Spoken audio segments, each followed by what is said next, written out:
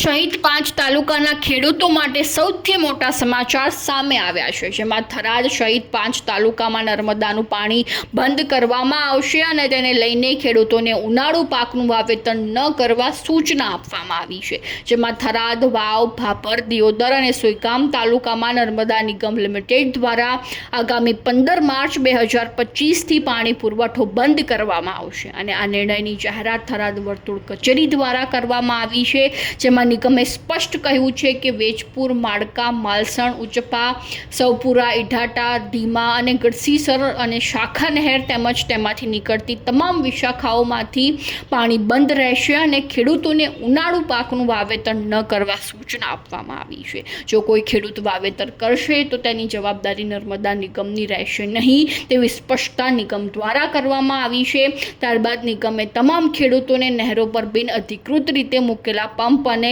બકનડીઓ તાત્કાલિક હટાવી લેવાનું પણ જણાવ્યું છે અને આ સૂચનાનું પાલન ન કરનારા સામે પોલીસ કાર્યવાહી કરી દંડ વસૂલ કરવામાં આવશે તેવી સ્પષ્ટતા પણ નિગમે કરી છે।